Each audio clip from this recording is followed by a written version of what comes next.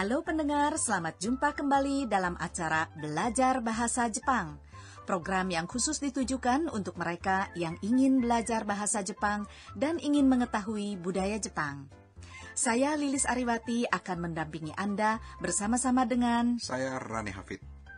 Pemeran utama dalam belajar bahasa Jepang ini adalah Kwon dari Vietnam yang bekerja di sebuah perusahaan elektronik. Kita akan belajar bersamanya dalam berbagai situasi, baik secara pribadi maupun dalam dunia bisnis. Lalu jangan lupa juga ada pojok Jotatsu no Kotsu, di mana kita dapat mempelajari budaya Jepang lebih dalam lagi.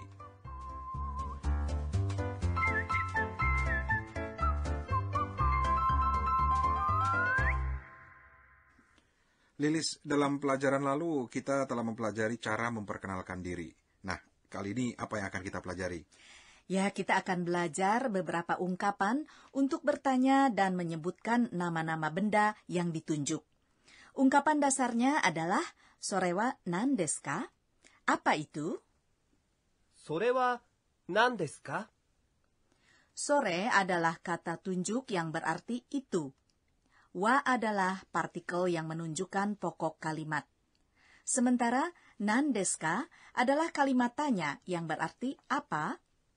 Apabila nani diikuti kata des, maka ia dibaca menjadi nan. Untuk menunjukkan pertanyaan, tambahkan ka di ujung kalimat dengan intonasi yang meninggi. Jadi kalimatnya nan desu ka, betul? Betul. Baiklah pendengar, setelah kita tahu ungkapan dasarnya, kini mari kita dengarkan percakapan hari ini.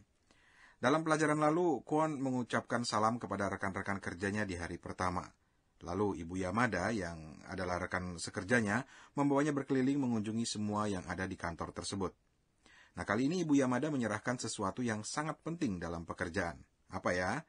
Nah, silakan dengarkan dulu percakapan dalam pelajaran kedua ini.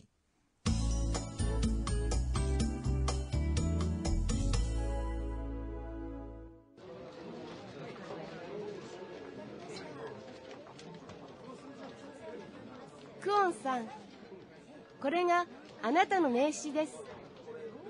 ありがとうございます。それは何ですか？これは社員証です。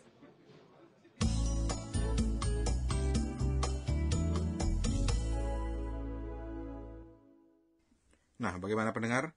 Apakah Anda dapat menangkap ungkapan dasarnya? Kini, mari kita bahas percakapan tersebut secara lebih detail. Kwon-san. Kwon adalah nama pemeran utama. Akhiran sang merupakan kata santun yang ditempatkan di ujung nama orang. Di Jepang, biasanya orang memanggil dengan nama marganya, jadi bukan nama depannya.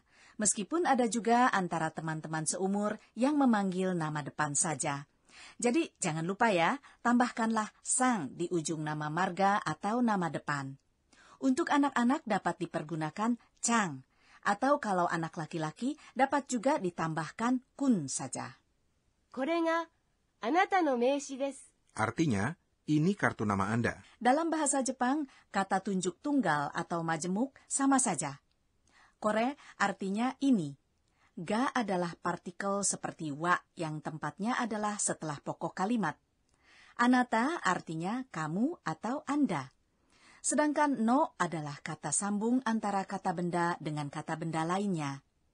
Meisi artinya kartu nama. Jadi, anata no meisi artinya kartu nama Anda. Partikel no ini akan sering kita dengar. Arti dasarnya adalah kepunyaan, walaupun arti ini bisa berubah tergantung dari situasinya.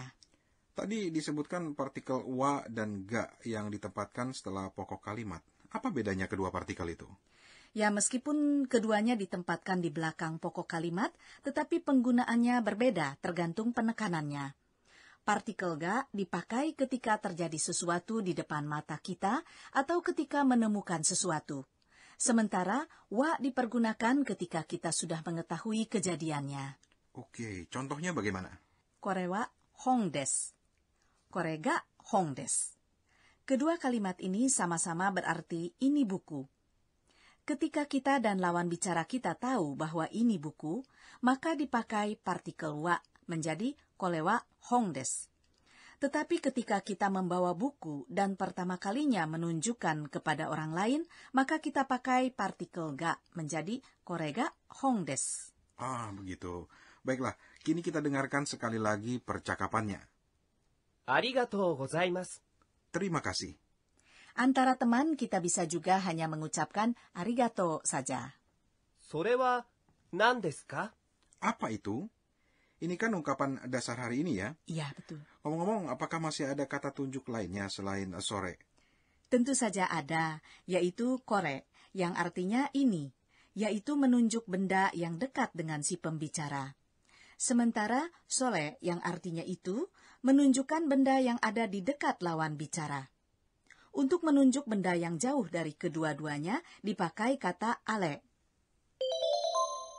Nah, ini pasti waktunya untuk pojok kuis. Benar sekali.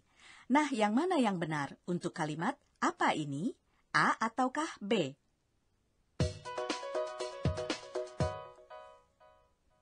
A. これは何ですか? B. これは名詞ですか? Nah, kalau ini saya tahu. Jawabannya A. Betul sekali. Pada kalimat B, korewa meisi desu ka? Artinya, apakah ini kartu nama? Pendengar, kini mari kita kembali ke percakapannya. これは社員証です。 Ini kartu tanda pengenal Anda. Ya, tadi kita sudah belajar bahwa ungkapan korewa titik-titik des dipergunakan untuk menunjukkan benda yang dekat dengan si pembicara. Shainsho artinya kartu identitas pegawai. Baiklah, kini kita masuki ke pojok berikutnya, yaitu kiat untuk maju atau jotatsu no kotsu. Kali ini kita akan bahas tentang kata tunjuk dan kata tanya yang dimulai dengan suku kata ko, so, a, do. コツコツ上達のコツ。 Yang dimaksud dengan ko, so, a, do, kotoba adalah kata tunjuk kole, sore, ale, dan kata tanya dore, yang artinya yang mana. Kotoba sendiri artinya kata. Koso ado kotoba dipergunakan juga untuk menunjukkan tempat. Koko artinya di sini. Soko artinya di situ. Asoko artinya di sana. Dan doko artinya di mana. Koso ado kotoba ini sangat berguna karena kita bisa memakainya tanpa perlu lagi menyebutkan kalimatnya secara lengkap. Tetapi tentunya kita harus yakin terlebih dahulu bahwa lawan bicara kita mengerti apa yang kita maksud. Misalnya kadang terjadi juga kesalahpahaman antara suami istri. Sang suami mengatakan, tolong ambilkan itu, maksudnya koran. Sang istri malah membawakan kacamata. Ya, pendengar, sekian dulu untuk pojok jotatsu no kotsu. Kini mari kita latihan ungkapan dasar hari ini sekali lagi. Apa itu? それは何ですか? Ya, begitulah pendengar, ketika kita ingin menunjukkan suatu benda, pakailah ungkapan korewa titik-titik des. Sementara kalau kita ingin menanyakan suatu benda, pakailah ungkapan titik-titik wa nan desu ka? Bagaimana kalau kita dengarkan sekali lagi percakapan hari ini?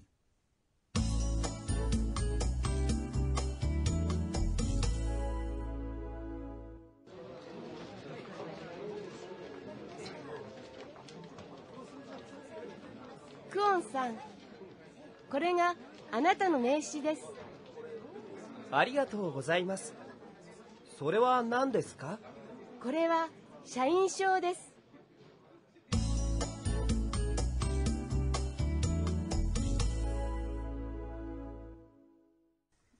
Kini Kwon telah mempunyai kartu nama dan kartu identitas pegawai yang tentunya sangat diperlukan sebagai seorang anggota masyarakat yang bekerja.